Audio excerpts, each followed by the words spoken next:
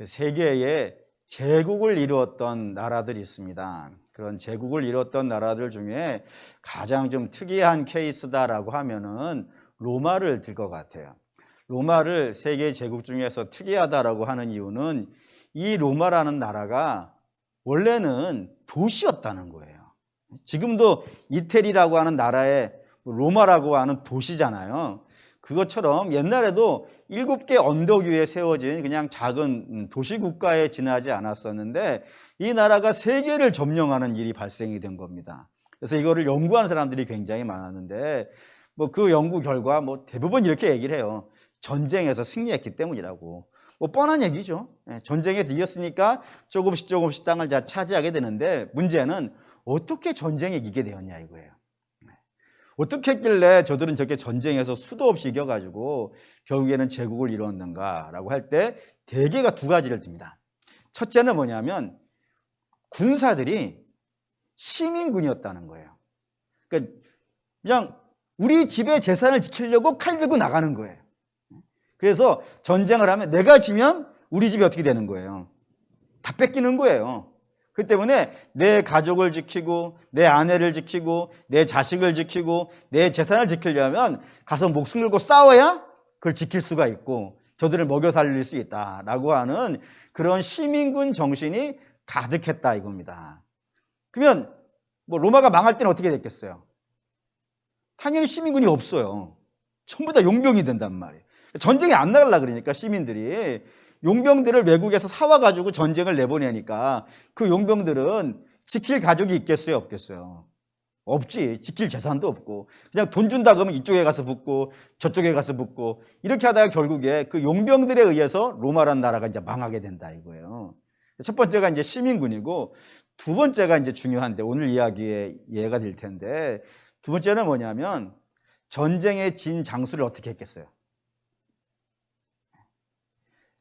전쟁에 예를 들어 우리나라에 주력 부대를 제가 갖고 나가서 전쟁에 나갔는데 이 주력 부대가 거의 전멸하다시피 져가지고 나 혼자 이렇게 몇 명이 돌아온 거예요. 그러면 그 패잔병이 된 그런 장수는 어떻게 취급하겠습니까? 이긴 사람들은 말할 것도 없겠죠. 우리가 영화에서 보다시피 개선문에 말 타고 들어가고 환영해주고 꽃가루 뿌리고 이거 당연한 건데 패했을 경우에 어떻게 했을까요? 그걸 처단하지 않았다는 거예요. 처단하지 않은 이유는 전쟁에 진 것도 뭐니까요? 좋은 경험이라고 생각을 했어요. 이거 돈 주고 못하는 경험이다. 이 돈 주고 못하는 경험을 당신이 이번에 했으니까 이번에 이거를 잘 교훈 삼아가지고 다음번에는 반드시 이기다라고 하는 권면의 말을 하면서 저들을 처벌하지 않았다는 거예요. 그건 에디슨도 비슷한 말을 했어요. 뭐라 그러냐면 실패는 성공의 어머니다. 그러니 하지 않습니까? 그러니까 이렇게 성공이든 실패든 인생의 중요한 경험이 되기 때문에 실패도 경험이 되기 때문에 그거를 처단하지 않았다는 거예요. 그래서 그거를 잘 점검해서 내가 지난번에 이렇게 해서 졌으니까 이번에 나갈 때는 이렇게 해서 이기자 해가지고 나가서 이기고 돌아오고 이 경험들이 이제 막강해진 거라 이겁니다. 다 이거예요. 그것도 경험 삼았는데 근데 여러분 이 패배를 반복하면 어떻게 될 것 같으세요? 한 번이야 경험이지만 두 번씩 하고 세 번씩 반복하면 어떻게 될 것 같으세요? 그런 장수도 용서해 줬을까요? 그건 그렇지 않습니다. 실패를 반복하면 무능이라 그래서 결국에는 처단해버리는 그런 일이 생겼다 이겁니다. 그러니까 그 정도로 중요한 거예요. 그러니까 실패가 한 번일 때는 경험이지만 그것이 반복되었을 때는 무능이었다고요. 근데 이게 이스라엘 성경에도 많이 나옵니다. 특별히 실패가 반복되어지는 그것도 나라의 존망이 걸린 상황에서 실패를 반복해서 나라가 망하게 되는 이런 일들이 똑같은 예들이 성경에 많이 나옵니다. 특별히 성전과 관련되어져 가지고 이게 나오는데 주로 이제 우리가 세 가지 정도를 이야기를 드는데 혹시 아시겠죠?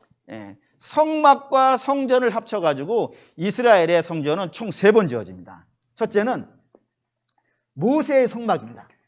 모세의 성막. 이거는 언제 지어지냐면은 이스라엘이 출애굽을 해가지고 가나안으로 가기 전에 시내산에 들리죠. 시내산에 들려서 모세가 40일 동안 하나님으로부터 이 성막의 식양을, 설계도를 하나님께서 보여주시고, 그 설계도를 받은 모세가 산 밑으로 내려와서 이스라엘과 함께 1년간에 걸쳐서 지은 성막이 이거예요.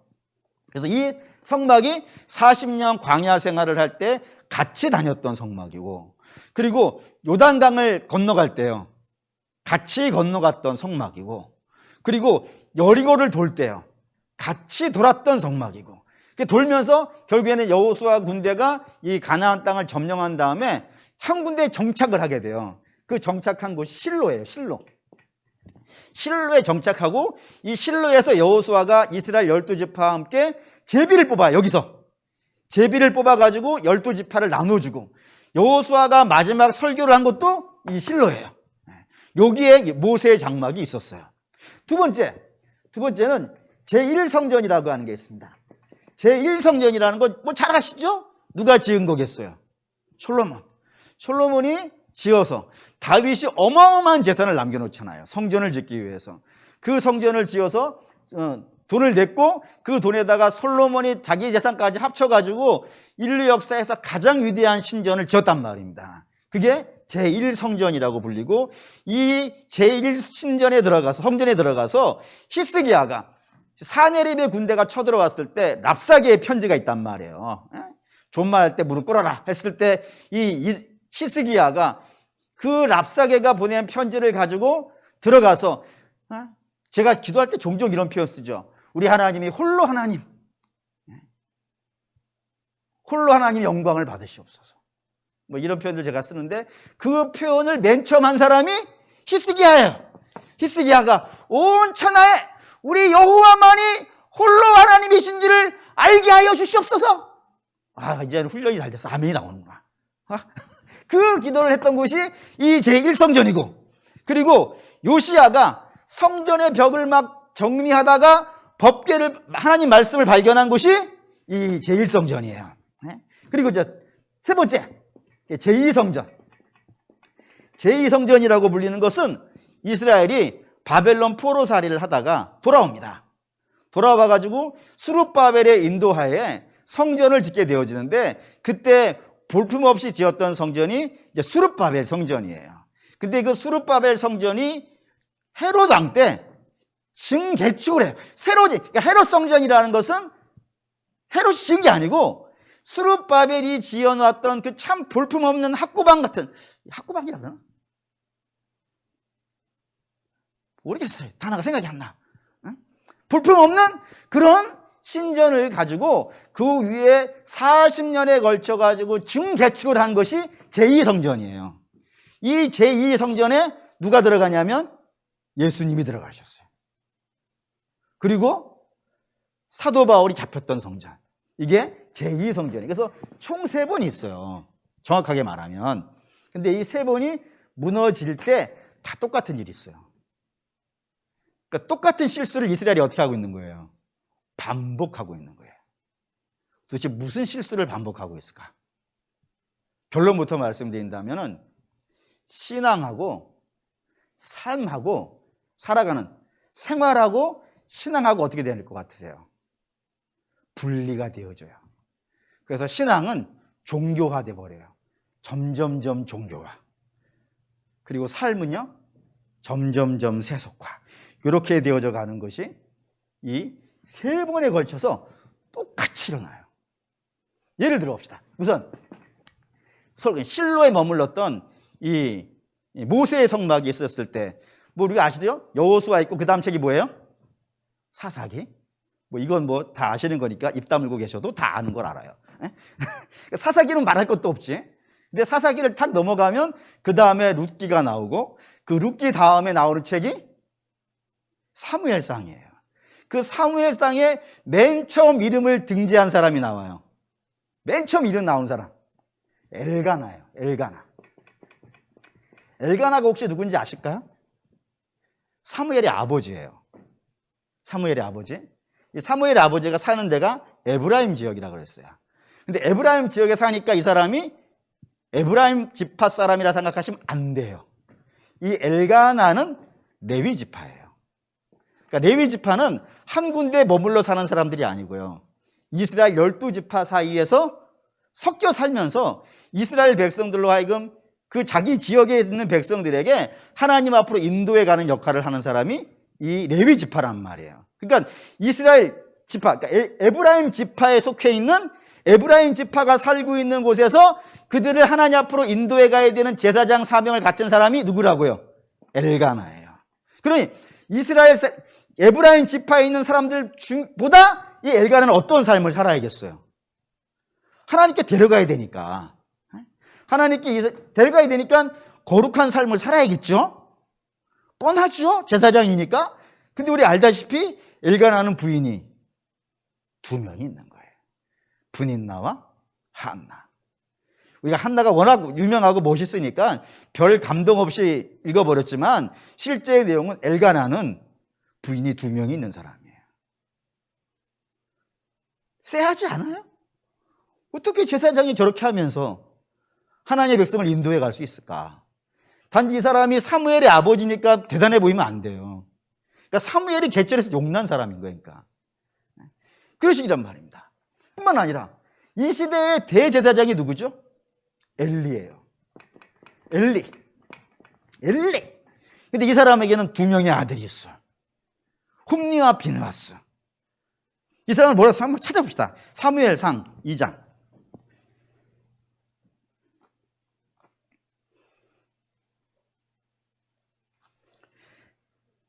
사무엘상 2장 12절.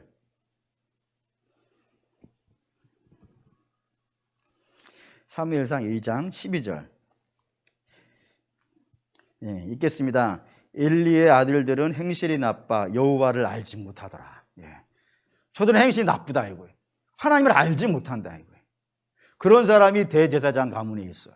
그래서 하나님이 워낙 많이 화가 나가셔가지고 엘리한테 와가지고 말씀하시기를 엘리야 너는 왜 나보다 네 자식을 더 사랑하느냐 라고 하면서 책망을 받게 되는 일이 있단 말입니다. 그래서 이 엘리 2 아들이 얼마나 악한 짓을 골라서 하는지 가지장 못된 짓은 다 해요. 예배 때 얘기하기 차마 입에 올리기 어려울 만한 일들을 이 엘리의 제사장들이 많이 한단 말입니다.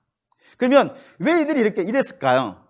그러니까 성경에서 제사장이 무슨 문제를 일으켰다 그러면 저 나쁜 제사장 이렇게 가면 개념이 가면 안 돼. 성경에서 제사장이 나쁜 사람이다 라고 이렇게 표현이 되어져 있을 경우에는 여러분은 전부 뭐라고 생각했냐면 그런 백성은 오죽하겠냐 이거예요. 그나마 나아야 되는 사람이잖아요. 그나마 하나님을 많이 안다 그러는 것이고 그나마 하나님을 열심히 따라간다고 하는 사람들도 이 정도면은 나머지 백성들이야. 오죽하겠느냐 라는 데에서 이 성경이 이야기하고 싶다 이겁니다. 그런 모습인 거예요. 그러면 이들이 이렇게 하나님도 모르고 이렇게 한 것이 예배가 없어서 그럴까요? 예배 이때 엄청나게 많이 드려요. 엘리 제사장의 2 아들들이 재물을 다 훔쳐간단 말이에요. 그러니까 재물이 많이 들어와야 훔쳐가겠어요? 조금 오는데 훔쳐갈 수 있겠어요? 그러니까 어마어마하게 들어오니까 막 훔쳐가는 거란 말이에요. 그런 일이 벌어지고 있답니다. 그러니까 예배가 저들의 삶에 영향을 못 끼치고 있는 거예요. 못 끼치고 있다는 걸 가장 잘 보이는 데를 한번 봅시다.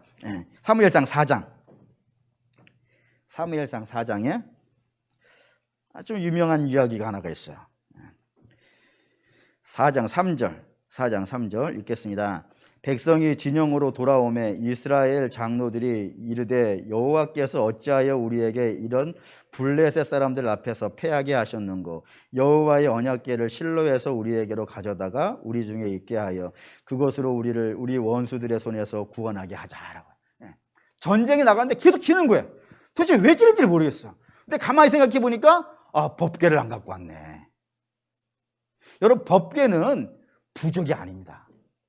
전쟁에 예전에 제가 봤던 영화 중에 레이더스라고 하는 인디애나 존스 1편 레이더스라는 영화가 있는데 거기에서 이런 비슷한 내용이 나와요. 그 독일의 장군들인데 장수인데 이 사람이 법궤를 찾으려고 하는 거예요.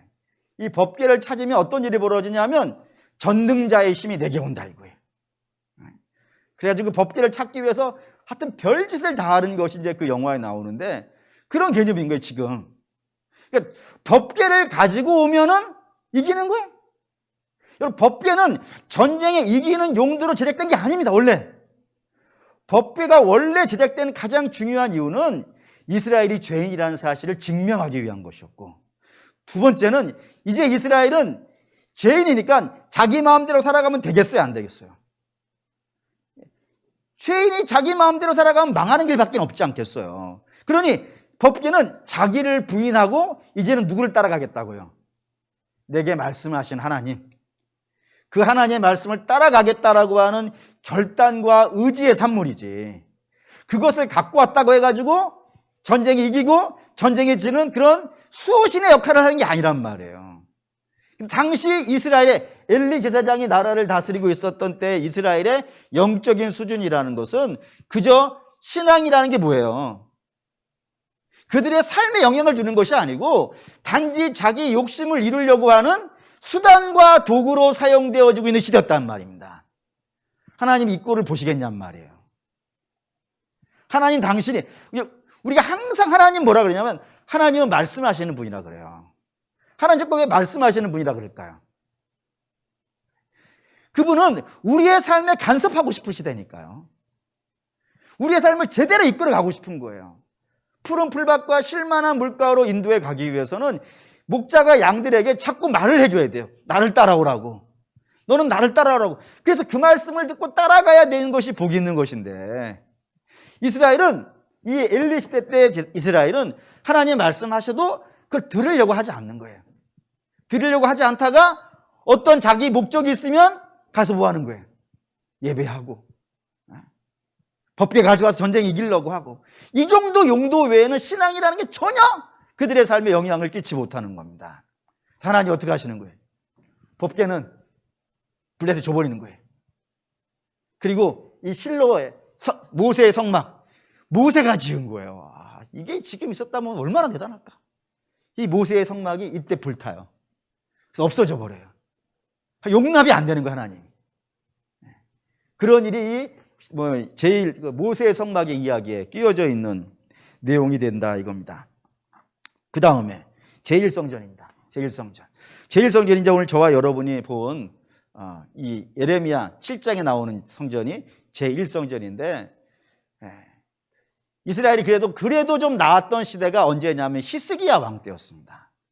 히스기야 왕 때 그래도 좀 나았어요. 근데 히스기야 왕이 죽고 나서 그 밑에 아들이 므낫세라는 왕이 되고, 이 사람이 55년을 해요, 나라를.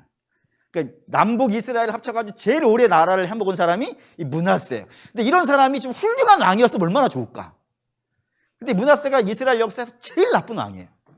그리고 그 밑에 아들이 히스기야의 손자가 아몬이라는 사람이 므낫세의 뒤를 이어서 2년을 나라를 해요. 근데 이건 2년 동안 55년 해먹은 것보다 2년을 더 악해. 그게 57년간 그런단 말이에요, 이스라엘이. 그게 나라가 어떻게 됐겠어요? 완전히 절단 나버린 거예요. 그래서 그 뒤에 히스기야의 증손자가 요시야예요. 그러니까 요시야가 일어나가지고 그걸 뒤집어 보려고 하는 거야. 근데 우리가 알다시피 요시야가 유다의 마지막 등불이라고 불리는 왕인데, 그가 이렇게 별걸 다 한단 말이에요. 근데 이미 57년이라는 역사 속에 깊숙이 뿌리에 박혀있는 이스라엘의 악함을요, 돌이키지를 못해. 그래서 하나님이 요시야야, 너는 안 돼. 너는 그냥 죽어. 데려가 버리신단 말이에요. 근데 이제 이럴 때 이스라엘에게 4가지 사건이 발생되어져요. 이게 굉장히 좀 위험한 사건들입니다. 첫째는 뭐냐면 아스리아가 망했어요. 목사님, 유다 이야기하는데 아스리아가 망한 것이 뭐 이렇게 중요한 문제겠습니까? 생각할지 모르겠지만 사람은 기본적으로 안정적인 걸 좋아합니다. 안정적이라는 건 기존 체제가 어떻게 되면 좋겠어요? 그냥 유지됐으면 좋겠어요. 거기 익숙하니까. 새로운 체제가 들어가면은 어떤 일이 벌어질지 모르잖아요. 근데 지금은 히스기야 때까지만 해도 이 아수르가, 므낫세 때까지도 아수르가 나라를 총 지배하고 있었는데, 아수르가 기울어져 가고 시작하면서 블레셋이라는 새로운 강국이 나타나기 시작한 거예요. 그리고 이게 바뀌면 이스라엘이 내가 어디다 맞춰야 될까? 이런 불안감이 생길 수 있는 시대가 이 요시야 왕 때였단 말입니다. 두 번째는 좀 전에 말씀드렸다시피 요시야 왕이 전쟁에 나갔다가 죽어요. 애굽이 바벨론 치러 간다고 할 때 무깃도로 오는데, 무깃도가 이제 요한계시록에 하면 아마겟돈이에요. 그 아마겟돈 지역이 구약에는 무깃도라고 불려요. 진짜예요. 할 무깃도, 무깃도의 산, 이거를 헬라어로 읽으면 아마겟돈이에요. 할렐루야. 우리 눈만 깜빡거리지 않기로 합시다. 어쨌든 그 무깃도에서 요시야가 죽어요. 그러니까 나라의 왕이 죽었으니까 나라가 위기겠어요, 아니겠어요? 위기죠. 이게 여기서 끝나는 게 아니라 이 요시야가 죽고 이스라엘의 왕을 여호아하스라고 하는 사람이 요시야의 큰아들이에요. 이 사람이 왕이 돼. 근데 애굽이 요시야의 큰아들이 왕이 되는 게 마음에 안 들어요. 그래서 여호아하스를 폐위시켜. 그리고 자기 나라에 끌고 가버리고 자기 마음에 드는 여호야김이라고 하는 사람을 꼭두각시 왕으로 세워버린 거예요. 그러니 우리가 뽑은 왕이 적에 의해서 빼앗긴 거고 적이 세운 왕이 우리나라를 다스리고 있으니까 나라가 어떻게 되겠어요? 심각하죠? 근데 이게 심각한 것이라 이제 마지막 네 번째가 제일 심각해요. 뭐냐면 이 애굽에 의해서 왕으로 뽑힌 여호야김은 이제부터 누구를 섬기겠어요? 애굽을 섬기겠죠? 근데 문제는 애굽은 지는 태양이야. 떠오르는 태양은 바벨론이에요. 그럼 외교적으로 봤을 때는 누구에게 가서 붙는 것이 생명을 지키는 데 낫겠어요? 바벨론에게 가 붙어야 돼. 근데 이 애굽이 여호아하스를 쫓아내고 여호야김이라고 하는 사람을 왕으로 세워놨으니까 이 여호야김은 죽자 사나 어떻게 해야 하는 거예요, 지금? 애굽만 믿는 거예요. 애굽만 의지하고. 그러니 바벨론하고는요, 원수가 됐지. 떠오르는 태양하고 원수가 된 거예요. 그러니 뭐 나라가 어떻게 되겠어요? 완전 풍전등화가 된 거예요. 이제 뭐 이제 끝장날 만한 상황이 발생이 되어진 거예요. 그러니 이렇게 막 사회가 혼란하고 위기가 닥치니까 백성들이 어떻게 하겠습니까? 대부분 그래요. 어려움 만나면 평소에는 신앙생활 뜨문뜨문 하다가도 어려움 만나기 시작하면 이제 뭐 살 길이 없잖아요. 전부 성전으로 가. 이스라엘도 그랬던 것 같아요. 1절, 7장 1절. 7장 1절. 7장 1절 읽겠습니다. 여호와께로부터 에레미야에게 말씀하여 이르시되 2절 너는 여호와의 집 문에 서서 이 말을 선포하여 이르기를 여호와께 예배하러 이 문으로 들어가는 유다 사람들아 여호와의 말씀을 들으라. 어마어마하게 막 성전이 들어와서 너무 사회가 혼란하고 어려우니까 하나님께 가자. 하나님께 가서 우리가 어떻게 좀 이 어려운 상황을 좀 벗어날 수 있도록 도와달라고 하자. 이렇게 막 오기 시작한 거예요. 그때 하나님께서 야 예레미야 너 지금 백성들이 막 몰려오고 있으니까 성전 문 앞에 서가지고 그 오는 백성들에게 외쳐라 라고 이야기하신 거예요. 그럼 이렇게 백성들이 막 어렵고 힘들고 고통스러우니까 성전으로 막 찾아오고 예배 드리려고 하면 그때 모여있는 백성들을 향해서 제사장이나 선지자는 뭐라고 얘기해 줘야 될까요? 뭐라고 해야 될까요? 히스기야 시대의 정점을 이었다가 므낫세와 아몬 시대를 거치면서 나라가 풍비박산됐고 요시야가 뭔가를 해보려다가 안 돼가지고 죽어버렸단 말이야. 이런 상황에 막 밀려 들어오고 있는 백성들을 향해서 뭐라고 그런 위기와 공포의 심에 질려가지고 막 성전으로 들이닥치는 백성들을 향해서 뭐라고 해줘야 될까요? 좋은 예가 사무엘에 등장해요. 사무엘 볼까요? 7장, 사무엘상 7장. 아까 우리가 봤다시피 사무엘이 등장하기 전에 실로의 성전이 불탔고 그리고 덮배를 빼앗기고 엘리 대제사장이 죽고 나라가 이보다 더 큰 위기에 빠졌던 적이 없었단 말이에요. 그때 사무엘이 등장해가지고 똑같은 위기란 말이에요. 3절 4절 읽겠습니다. 사무엘이 이스라엘 온 족속에게 말하여 이르되 만일 너희가 전심으로 여호와께 돌아오려거든 이방 신들과 아스타롯을 너희 중에서 제거하고 너희 마음을 여호와께로 향하여 그만 섬기라. 그리하면 너희를 블레셋 사람의 손에서 건져내시리라. 이에 이스라엘 자손이 바알들과 아스타롯을 제거하고 여호와만 섬기니라. 이게 미스바 대부흥이란 말이에요.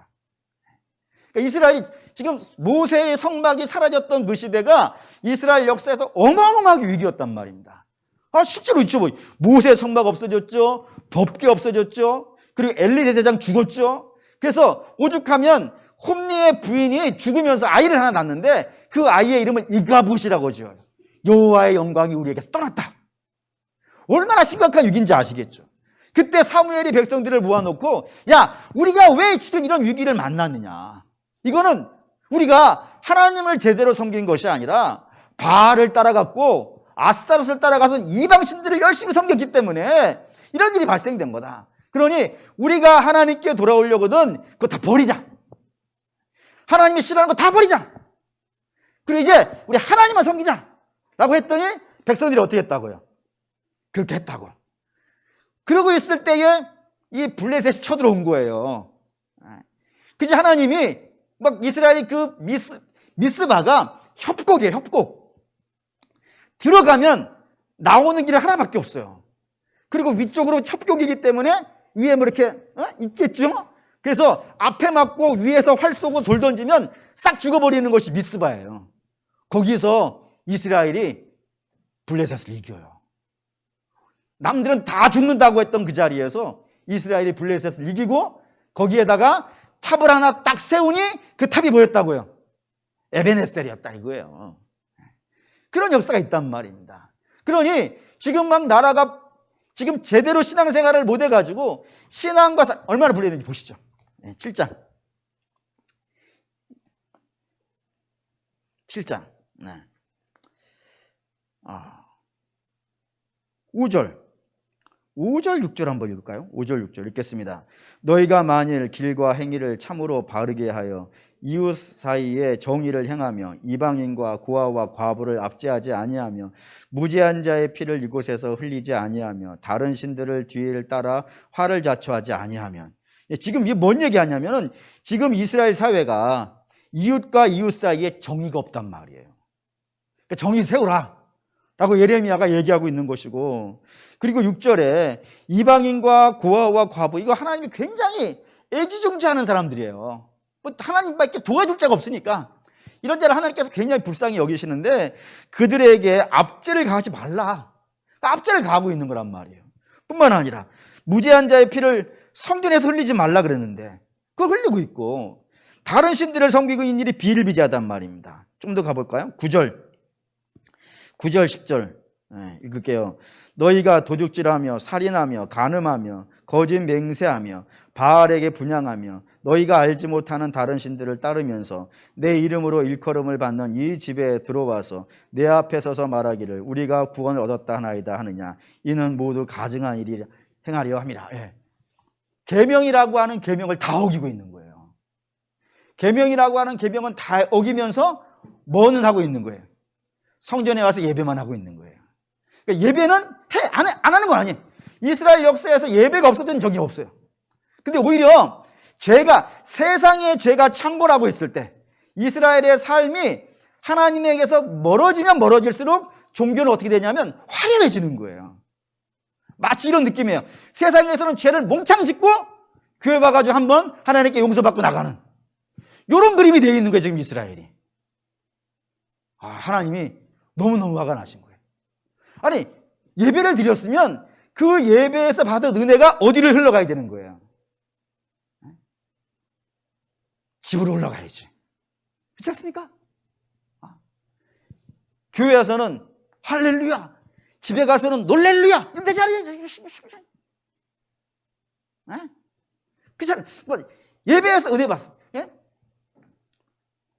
여호와의 말씀은 예루살렘에서 그 강물이 흘러가지고 온 천하를 적시는 것이 하나님의 뜻이잖아요.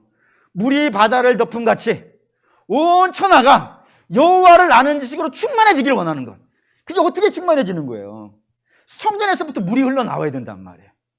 성전에서부터 물이 흘러나와가지고 처음에는 발목만큼 잠기고 그 다음에는 무릎만큼 잠기고 그 다음에는 머리가 잠길 정도로 꽉 차해지는 그런 역사가 이루어지는 것이 하나님의 기대하시는 방향인데, 이스라엘은 예배의 자리에 와가지고는 헌금도 열심히 하고 봉사도 열심히 하고 다 열심히 하는데 집에 가면 뭐가 되는 거예요? 전혀 다른 사람이. 이렇게 했다 이거예요. 하나님께서 너무 화가 나신 거예요. 너무 화가 나셔가지고 뒤에 뭐라고 하시냐면 12절 읽겠습니다. 너희는 내가 처음으로 내 이름을 둔 처소 실로에 가서 내 백성 이스라엘의 악에 대하여 내가 어떻게 행하였는지 보라. 너 실로 한번 가봐라 니들. 옛날에 그 실로에 뭐 있었다고요? 모세의 성막이 있었다.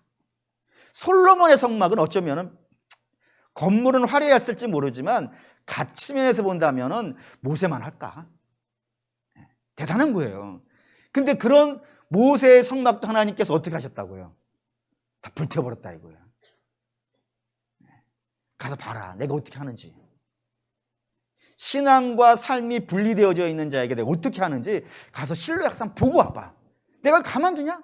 근데 너희는 지금 여기가 여호와의 성전이니까, 여기가 여호와의 성전이니까, 여기가 여호와의 성전이니까 우리 하나님께서 뭐라고 하시겠는가?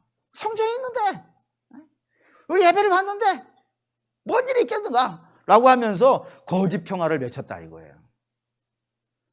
하나님께서 헐어버리시죠. 솔로몬 성전, 제1성전 헐어버리세요. 제2성전도 마찬가지입니다. 제2성전 이전 영광보다 더 대단한 거는 이 성전에 누가 들어갔기 때문에? 예수님 들어갔기 때문에. 예수님을 만난 성전이니까 뭐 말할 수 없이 중요한 성전임에 틀림이 없다 이겁니다. 그런데 이 성전, 우리 알다시피 이 성전이 굉장히 유명한 성전이에요. 그렇죠? 그렇습니다. 대단한 성전임에 틀림이 없는데, 이 성전이 있었을 때 이스라엘은 종교적으로요 제일 화려했던 때예요. 엄청나게 화려했어요. 얼마나 화려했는지를 성경이 단적으로 보여주는 사건이 있습니다. 그게 뭐냐면 주께서 성전에 들어가셔서 거기 안에 장사하는 사람들을요 다 내쫓으신 거예요. 여러분, 장사하는 사람이 거기에 들어와 있다는 건 무슨 의미인지 아시겠죠? 거기가 장사가 안 되는 곳이라면 오겠어요? 장사하는 사람은 이게 정말로 눈이 밝아요. 제가 부러운 분, 인생을 살면서 부러운 분을 몇 명 만났는데 그 중에 한 분이 저에게 이런 말씀을 하셨어요. 나는 돈이 굴러가는 게 보인다고. 그거 저도 한 번만 봤으면 얼마나 좋을까. 하나님께 기도도 한 적 있어요. 하나님, 저도 뭐 지폐가 아니더라도 동전이라도 굴러가게 해준 거 보게 해주세요. 했는데 동전은 뭐 아무것도 안 보이던데. 어쨌든 장사하는 분은 돈이 어디로 굴러가는지 알아요. 그러니까 그 성전에 그렇게 많은 장사하는 사람이 와 있었다는 거는 뭐를 뜻하겠어요? 어마어마하게 오는 거예요. 어마어마하게 오는 이유가 그 시대 자체가 굉장히 어려운 시대예요. 얼마나 어렵냐면 로마가 다스리고 있던 식민지였어요. 근데 이 식민지는 당연히 본국에서부터 세금을 뺏어가잖아요. 근데 이 세금을 뺏어가기 위해서 로마에서 두 세력을 세웠어요. 하나는 정치적으로는 헤롯 왕을 중심으로 하는 헤롯 당원들을 세워놨고, 세금을 걷어가는 건 또 세리들을 세워놨단 말이에요. 그러니 두 군데에서 뜯기는 거예요, 백성들이. 헤롯이 뜯어가고 세리가 뜯어가고, 그것도 조금 뜯어가는 게 아니라 이 둘이 충성 경쟁을 하는 거예요. 자기들이 더 많이 뺏어가지고 로마에 갖다 바쳐야지. 그래서 로마에 정치꾼들이 다 있는데 이 정치꾼들에게 내가 잘 보여가지고 앞으로 더 많은 걸 누려야지 하는 그런 생각들이 헤롯 당원들이나 세리들에게 넘친단 말이에요. 그러니 뭐 다 뺏어가, 다 뺏어가. 다 뺏어가니까 얼마나 많이 뺏겼냐면, 예수님이 복음서에 이런 내용이 있죠. 예수님이 설교를 이렇게 사람들 모아놓고 하셨어. 저 모아놓고 하셨는데 점심때가 된 거예요. 점심때가 돼서 예수님이 돌려보내라. 아니, 제자들이 예수님, 저들 점심때 됐으니까 가서 밥 먹고 오게 합시다 라고 얘기를 해요. 그때 주께서 저들 보내면 굶어 죽는다는 거예요. 자기 도시락을 준비를 못해. 그 많은 사람들이 할 데가 없어가지고 그 앞에서 예수님이 주시는 거, 저는 말씀드렸죠. 오병이어가 그 비싼 음식이 아니에요. 우리식으로 말하면 꽁보리밥에 그 젓갈 몇 개예요. 젓갈. 굉장히 너무너무 가난한 사람들이 먹는 거예요. 근데 그거 살 돈이 없어. 그래가지고 예수님이 그거 나눠주신 거예요. 그러자 그 다음날, 그날 밤부터 사람들이 예수님 붙잡고 우리 왕 돼달라는 거예요. 요것만이라도 달라고. 요것만이라도 주면 우리 왕하실 수 있다고. 밤새 예수님 찾아다니면서 그거 달라 그러는 거예요. 얼마나 어려움. 스테이크 줬다면 내가 그나마 이해가 돼. 스테이크도 아니고 그 짠지 몇 개 얻어먹었다고. 예수님 밤새 찾아다니는 그런 백성이라면 얼마나 어려운지 아시겠죠. 그런 백성들이 있단 말이에요. 그런데 이 정권 잡은 자들은 그거를 빼앗아 가려고 막 난리를 치고 있으니까 백성들이 막 너무너무 힘들어가지고 그나마 이제 희망을 성전에 두고 예배당 가면서 하나님 우리를 좀 도와주십시오. 과부의 두랩돈씩 내면서 그렇게 하나님께 도움을 구하러 오는 백성들이란 말이에요. 근데 그런 백성들한테 제사장들이 뭔 얘기를 해줘야겠어요? 예언자들은 바리새인, 특히 그 당시 예수님 당시에는 바리새인이 나라를 다스리고 있었어. 성경을 공부하는 사람들이, 성경으로 시험 보고 성경으로 나라를 다스리는 사람들이 그 나라를 지배하고 있었음에도 불구하고 저들에게 하나님 말씀이 전달이 안 돼요. 전달이 안 돼. 하나님 봅시다. 말라기, 이런 거 외쳐야 되는데, 말라기 맨 마지막 장.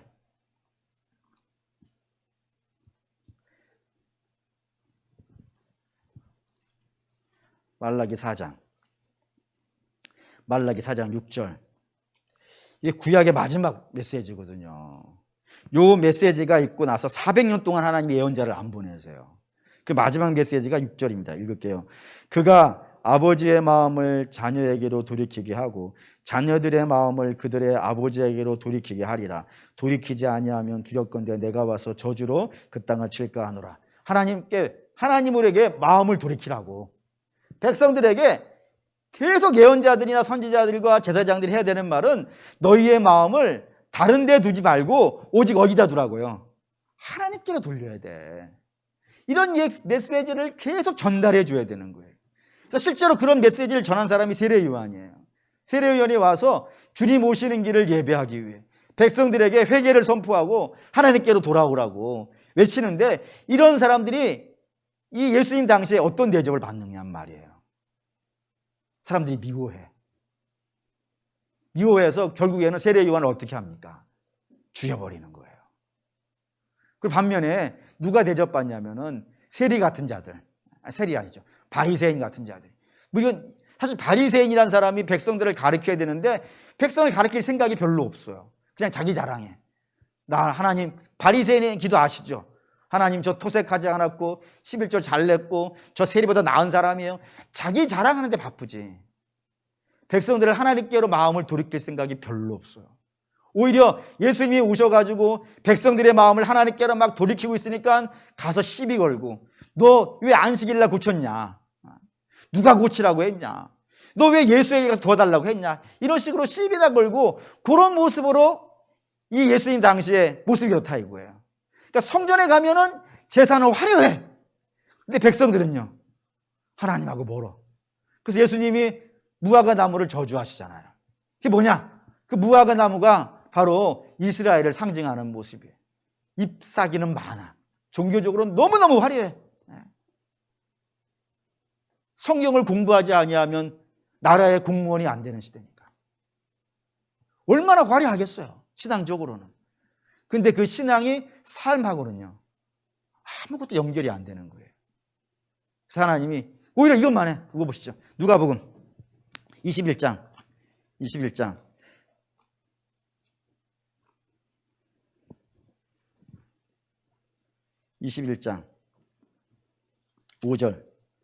21장 5절. 누가복음 21장 5절 읽겠습니다. 어떤 사람들이 성전을 가리켜 그의 아름다운 돌과 헌물로 꾸민 것을 말하며 예수에게 이르시되, 저들이 뭘 자랑하고 있는 거예요? 이스라엘은 뭐를 자랑해야 되냐면 하나님으로 인하여서 변화된 나를 자랑해야 돼요. 근데 그걸 자랑할 게 없어. 그러니까 뭐만 자랑하는 거예요? 이 건물 훌륭하죠? 이것만 자랑하는 거예요. 여러분, 세상은 교회가 얼마나 크느냐에 대해서 별 무서워하지 않습니다. 제가 이번에 아산병원 가느라고 갔는데 내비게이션 씨께서 저를 잘못 인도하셔가지고 제2롯데월드를 갔어요. 와, 진짜 크대. 이런 건물을 짓는 게 세상이에요. 그런 건물 앞에 이 대한민국에 있는 가장 큰 교회가 얼마나 초라하겠어요. 그러니까 세상은 교회가 얼마나 크냐, 저거 얼마나 가지고 있느냐, 얼마나 유명한 사람이냐 하나도 겁내지 않아요. 오히려 우습지. 근데 그거밖에 자랑할 게 없는 거예요. 지금 예루살렘 교회는 성전 그 모습만, 그것도 이스라엘이 지은 것도 아니고 헤롯 대왕이 40년간 지어준 거예요. 남이 지어놓은 걸 보면서 야, 우리가 이 시대에 하나님 우리 잘하고 있죠? 라고 이렇게 얘기하고 있는 거예요. 그래서 주께서 그 다음 절에 뭐라 그러시죠? 6절 읽겠습니다. 너희 보는 이것들이 날이 이르면 돌 하나도 돌 위에 남아있지 않고 다 무너뜨리리라. 주께서 다 무너뜨리시겠다는 거예요. 똑같죠 지금. 이것도 무너뜨리셨고 이것도 무너뜨리셨고 이것도 무너뜨리시겠다 이거예요. 왜요? 이스라엘이 이거 붙잡고 있으면 안 되는 거예요. 내가 건물 지었어요. 내가 예배 드렸어요. 내가 헌금했어요. 내가 봉사했어요. 중요해요. 근데 이거 하려고 우리가 신앙생활 하는 게 아닙니다. 우리 주께서 우리를 신앙생활 하게 하시는 것은 우리를 거듭나 누구 닮으라고요? 예수님 닮으라고. 요거 하시는 중인데 난 예수님 닮은 게 없으니까 건물만 자랑하고 내가 하나님께 뭐 했는지, 돈을 얼마나 했는지, 내가 봉사 얼마 했는지 요거밖에 자랑할 것이 없다 그러면은 문제가 있잖아요. 성령의 열매는 누차 봤지만 인격이 변하잖아요. 그런 게 있어야 되는데. 그래서 예수를 믿고 왔으면, 예배를 드리고 왔으면 집에 가서, 직장에 가서, 사회에 가서 냄새가 달라야지. 분명히 그랬어요. 사도 바울이 고린도후서에 너희는 세상에 그리스도의 향기라. 그리스도의 냄새가 나야 되는 거예요. 그래서 그 냄새가 나는지, 내가 그 냄새가 풍기고 있는지, 내 말투와 내 생각과 나의 행동이 그리스도의 냄새를 예전보다 조금 더 풍기고 있는지. 저 오늘 새벽 설교 하나 쓰면서 그런 내용을 묵상을 했는데, 예수 믿는 사람은 예수 믿는 사람에게 완전이라는 단어는 좀 다른 개념이라는 거예요. 하나님께 완전이라는 단어를 쓸 때는 그건 정말 완벽한, 퍼펙트한 거를 하나님께는 완전이라고 그래요. 근데 사람에게 완전이라고 그랬을 때는 사람은 퍼펙트할 수가 없잖아요. 그럼 사람에게 완전하다고 할 때는 어떤 뜻이 되냐면은 그 완벽하신 주님을 닮아가고 있는 거예요. 지금 1% 닮아갔고, 근데 1% 닮았던 사람이 그 다음에 2%를 닮았어요. 그럼 성경 완벽하다 그래요. 완전하다 그래요. 그 2% 닮았던 사람이 3% 닮았으면 완벽하다 그러는 거예요. 발전해 가고 있으니까. 발전해 가는 것이 쌓이면 결국에는 어떻게 되겠어요? 훌륭해지는 거예요. 이런 걸 하나님이 기대하시는데 그런 것들을 내놓지 못하고 그냥 건물만 덜렁 하나님 저 이거 했어요 했더니 그건 하고 치워버렸다 이거예요. 왜요? 그거 붙잡고 있는 이상은 더 이상 믿음의 진보를 못 나가니까. 더 이상 회개도 안 할 것이고 자기 잘한 줄 알고 있으니까 하나님 그걸 치워버리시는 거예요. 그리고 야, 너하고 나는 이걸로 만나지 말고 너가 나를 닮은 사람으로 이걸로 좀 만나자 라고 이야기하신다 이겁니다. 그러니까 미워서 건물을 하시는 게 아니에요. 미워서 이걸 헐고 이거 하는 게 아니라 이것 때문에 너희가 정말 가야 될 길을 못 가고 있으니까 나를 닮아가는 일을 해야 되는데 내가 거룩하니 너희도 거룩하라는 그걸 가라고 하시는데 요거 붙잡고 내가 이거 했으니까 나는 괜찮지요 하고 나가서 못난 짓 하고 있으니까 아니야. 이건 중요한 게 아니야. 너희가 정말 중요한 거는 너희가 나를 닮아가는 거야 라는 걸 하시기 위해서 건물을 하셨다 이겁니다. 근데 이스라엘은 하나님이 이렇게 계속 하시는데도 불구하고 똑같은 실수를 계속 반복하고 있는 거예요. 그럼 이제 우리도 돌아봐야죠. 우리가 하나님께 내려올 수 있는 자랑이 뭐가 될까?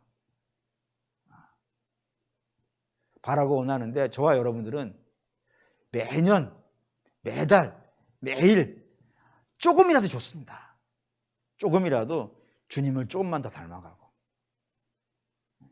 조금 더 주님의 은혜에 깊이 잠기고 좀 더 새로워지고 좀 더 훌륭해지고 그래서 사람들이 예수 안 믿는 사람들이 저와 여러분을 보면은 야, 저 사람이 1년 새에 뭔가 좀 냄새가 다르네.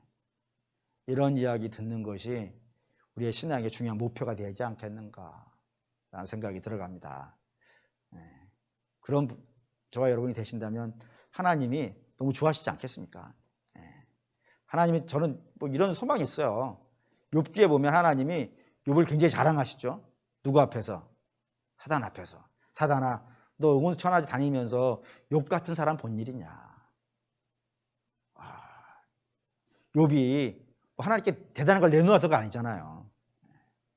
하나님 그 욥을 굉장히 기뻐하십니다. 그러니 사랑하는 우리 믿음의 성도 여러분, 저와 여러분도 우리 주님이 세상에서 야, 얘만한 사람이 없어. 내 마음을 시원하게 해. 노아도 그렇죠. 노아도 실수 많은 인생이지만 하나님이 노아를 보면서 안식했다고 해서 이름이 노아예요. 노아가 안식이에요.